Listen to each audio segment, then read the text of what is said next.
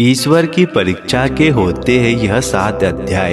हर हर महादेव दोस्तों जिंदगी एक यात्रा है और इस यात्रा में हर इंसान को उतार चढ़ाव, सुख दुख और संघर्षों से गुजरना पड़ता है।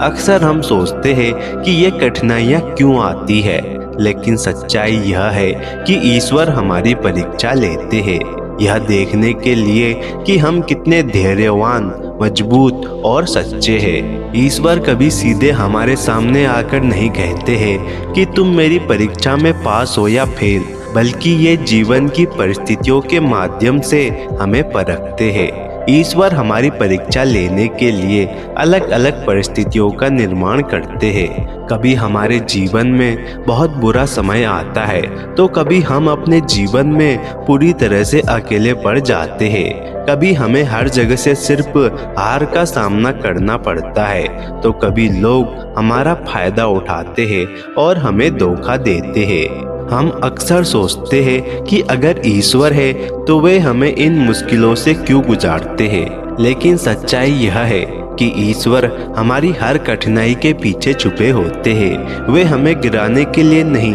बल्कि उठाने के लिए परीक्षा लेते हैं। हर परीक्षा हमारे भीतर छुपी ताकत को जगाने का एक तरीका है और इन सारी परीक्षाओं के 7 अध्याय होते हैं। दोस्तों, इन्हें जानने से पहले कमेंट में हर हर महादेव जरूर लिखें ताकि उनकी कृपा आप पर बनी रहे, और अगर चैनल में नए आए हो तो चैनल को सब्सक्राइब कर दे। पहला अध्याय है धैर्य की परीक्षा। मान लो एक किसान बीज बोता है। वह जानता है कि बीज को अंकुरित होने में समय लगेगा।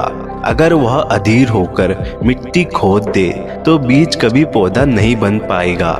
इसी तरह ईश्वर भी हमारी जिंदगी में बीज बोते हैं, सपनों के, अवसरों के, सफलता के, लेकिन उनके फल आने के लिए धैर्य चाहिए। जब हमारी दुआएं देर से पूरी होती है, जब मेहनत का फल देर से मिलता है, तब ईश्वर हमें परख रहे होते हैं। धैर्य रखने वाला ही अंत में जीतता है। दूसरा अध्याय है त्याग और लालच की परीक्षा।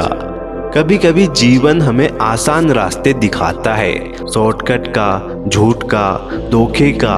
उनसे तत्कालीन लाभ तो मिल सकता है, लेकिन वो रास्ता स्थायी नहीं होता।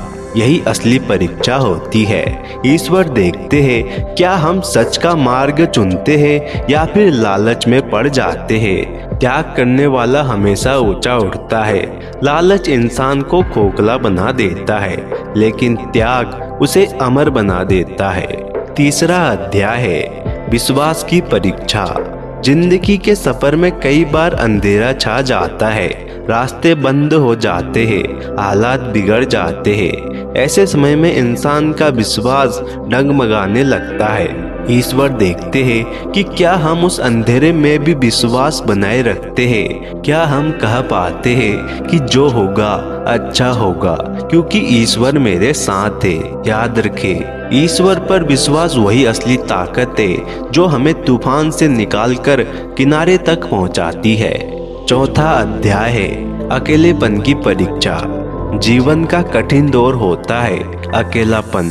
जब दोस्त साथ छोड़ देते हैं, परिवार दूर हो जाता है, सपोर्ट सिस्टम टूट जाता है, इंसान सोचता है मैं बिल्कुल अकेला हूँ। लेकिन सच तो यह है कि यह पल हमारी आध्यात्मिक यात्रा की शुरुआत होती है। ईश्वर हमें भीड़ से हटाकर हमें खुद से मिलाते हैं। यही वह समय होता है जब इंसान भीतर की आवाज सुनता है, ध्यान करता है और अपनी असली शक्ति को पहचानता है। अकेलापन दरअसल ईश्वर का निमंत्रण है अपने असली स्वरूप को जानने का। पांचवा अध्याय है करुणा और क्षमा की परीक्षा। ईश्वर हमारी परख सिर्फ हमारे जीवन से नहीं करते, बल्कि हमारे व्यवहार से भी करते हैं। जब कोई चोट पहुंचाता है तब वो देखते हैं कि क्या हम क्षमा कर पाते हैं। जब कोई जरूरतमंद हमारे सामने आता है तो यह हमारी करुणा की परीक्षा होती है।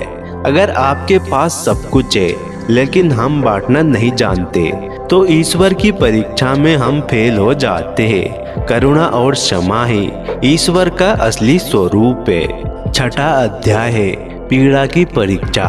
ईश्वर अक्सर पीड़ा के माध्यम से हमें गढ़ते हैं। जैसे आग सोने को खरा बनाती है, वैसे ही दुख इंसान को खरा बनाता है। जब जीवन में दर्द आता है तो इंसान रोता है, टूटता है, लेकिन वही दर्द हमें संवेदनशील, दयालु और मजबूत बनाता है।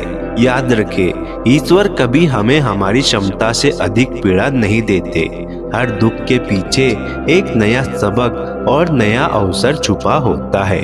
7वां अध्याय, प्रलोभन की परीक्षा। ईश्वर कभी कभी हमें प्रलोभन में डालकर भी परखते हैं। क्या हम उस चीज को चुनेंगे जो तुरंत सुख दे, या उस चीज को जो स्थायी शांति लाए? धन, यश, शक्ति, यह सब अस्थायी है। सच्ची जीत वही है जब इंसान इन प्रलोभनों को पार करके आत्मा की शांति को चुनता है। इसलिए अगली बार जब जीवन में कठिनाई आए, जब लोग आपका साथ छोड़ दे, जब दुआएं देर से पूरी हो, तो निराश मत होइए। यह समझिए कि ईश्वर आपको छोड़ नहीं रहे, बल्कि आपको ऊंचा उठा रहे हैं। हर परीक्षा के पीछे छुपा होता है ईश्वर का प्रेम। हर कठिनाई एक नया अध्याय खोल रही है। जैसे दीपक अंधेरे में ही रोशनी देता है, वैसे ही इंसान कठिनाइयों में ही चमकता है। ईश्वर हमें गिराने के लिए नहीं, बल्कि संभालने के लिए परीक्षाएं लेते हैं। एक बात हमेशा याद रखें, मुश्किलें ईश्वर का इशारा है कि तुम्हारे अंदर उससे भी बड़ी ताकत है जितना तुम सोचते हो।